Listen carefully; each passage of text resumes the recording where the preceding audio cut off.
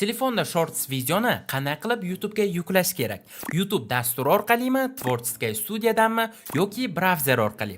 Shorts videoga to'g'ri nom qo'yish, preview tanlash, to'g'ri tag va описание kiritish. Bularni barchasini hozir o'rganib olasiz. Qani ketdik. Xo'sh do'stlar, bizga ikkita dastur kerak bo'ladi. Birinchisi YouTube va ikkinchisi Tvorskaya studiya, ya'ni YouTube Studio dasturi. Birinchi bo'lib biz video yuklash uchun YouTube dasturiga kiramiz. Va pastdan plus tugmasiga bosamiz. Bu yerdan chapdagi to'rt burchakka bosamiz va do'stlar, galereyamizdan kerakli videoni tanlaymiz. Mana men videoni tayyor qilib qo'yganman. Gotovga bosamiz. Bu yerdan strelkaga bosamiz va yana daliyaga bosamiz. Chunki bizning videomiz tayyor, hech qanaqa montaj qilish kerak emas. Xo'p do'stlar, men nimaga Shorts videoni telefondan yuklayman? Sababi do'stlar, telefondan Shorts video yuklaganda biz Shortsga obloshka qo'ysak bo'ladi. Bu uchun mana bu yerdagi qalamchaga bosamiz va bu yerdan o'zimizga mos bo'lgan kadrni tanlab olamiz. Misol uchun men videoni boshidagi kadrni tanlayman, shuni o'zi yetarli. Va do'stlar, bu yerga biz Shorts uchun nom yozishimiz kerak.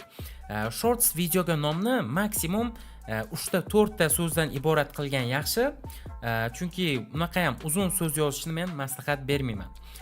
Xo'p, bizni videomiz kimning muxlislari ko'p, ya'ni Teo Timurnimi yoki Senatornimi degan video bo'lgani uchun men Teo Timur vs Senator deb yozaman nomiga. Mana yozdim, qanaqadir olovni belgisini ham qo'yib qo'yamiz. Va nomi tayyor.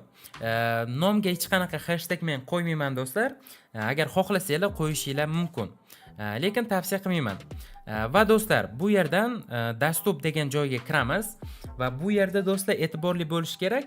Agarda siz videongizga, ya'ni Shorts videongizga tag va описание yozadigan bo'lsangiz, buni Dastur ссылка qilib qo'yganingiz yaxshi.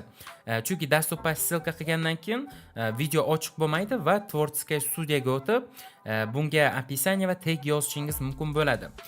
Men esa hech qanaqa tag va описание yozmayman, chunki bular bir tiyinga qimmat, ya'ni hech qanaqa foyda olib kelmaydi. Shuning uchun men odatda открытный Dastur qilib videoni chiqarib yuboraman. Lekin do'stlar, sizlarga o'rgatish uchun men albatta Dastur ссылкаga qo'yaman. Xo'p, orqaga qaytamiz. Местоположение umuman kerak emas. Auditoriyaga kiramiz. Auditoriyadan video не для детей tanlaymiz va pastdagini net video подходит тем, кому нет 18 letni tanlaymiz. Xuddi shunday tarzda turadi do'stlar. Orqaga qaytamiz va bu yerdan video по теме deganni bosib, qanaqadir o'zimizni mana shu videomizga mos bo'lgan videoni tanlashimiz mumkin bo'ladi. Sababi kim ushbu videomizni Shorts bo'limida ko'rsa, pastda esa shu ikkinchi videoni ham tavsiya qilib o'tadi. Bu juda ham yaxshi. Bu yerda masalan do'stlar, istalgan videoni tanlash mumkin, lekin men bu yerdan xo'p, kelinglar mana shu obunachisi eng ko'p streamerlar videoni tanlaymiz masalan. Va bu yerdan boshqa narsaga teginish keragi yo'q va biz загрузитga bosamiz. Открытda bosamiz. YouTube bibliotekada mana shu yerda hozir video yuklanadi, bizga xabar beradi. Undan so'ng Tvorskaya studiyaga o'tamiz. Mana do'stlar, video yuklandi deyapti. Endi biz bemalol Tvorskaya studiyaga kirsak bo'ladi, videoni tahrirlash uchun. Mana kirdik, content bo'limiga o'tamiz, tepadan Shorts bo'limiga kiramiz. Va bu yerdan do'stlar, mana birinchidagi video hozir yuklagan videomiz. Hozir proverka ketayotgan ekan, lekin zarari yo'q, biz bemalol tag описание bu yerga yozsak bo'ladi. Xo'p, bu uchun tepadagi qalamchaga bosamiz. Va mana bu yerdan добавить описаниеga kiramiz va bu yerga nimadirlar yozishimiz mumkin. Odatda men описание yozmayman yoki tayyor yozilgan bo'ladi. Misol uchun bu yerga ham nimadir yozsak bo'ladi. Mana xullas shunaqa deb yozdim va orqaga qaytamiz.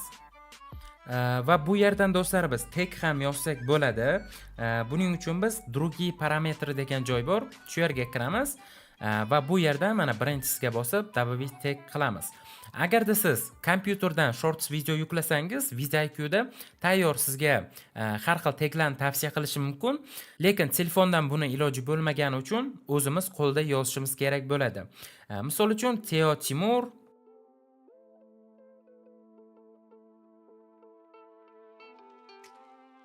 Xullas, mana shunaqangi qilib yozdim do'stlar. O'zi tag yozish kerak emas. Ja ko'p tag yozishni ham tavsiya qilmayman. Undan so'ng do'stlar, kategoriyaga biz tegilishimiz kerak emas, chunki bu ham umuman ta'siri yo'q videoga va orqaga qaytamiz. Playlist qo'shishni ham bizga kerak yo'q, sababi YouTube'ni o'zi bizga alohida qilib shorts bo'limini yaratib qo'ygan. Shuning uchun playlist kerak emas. Undan so'ng esa do'stlar, biz dastupni открытный dastupga qo'yamiz va orqaga qaytib сохранить tugmasiga bosamiz. Va tayyor. Bizning videomiz YouTube'da. Mana do'stlar, kanalimizga kirib, videoni tekshirishimiz mumkin. Hali 0 prosmotr. Kirib ko'ramiz.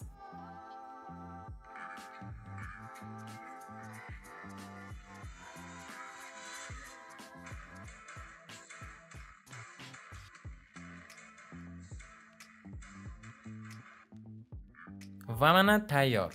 Videomiz shulardan iborat edi do'stlar. Agarda videomiz sizlarga yoqqan bo'lsa, videoga like bosing, kanalga obuna bo'ling va kommentariyada keyingi video nima haqida chiqishini yozib qoldiring.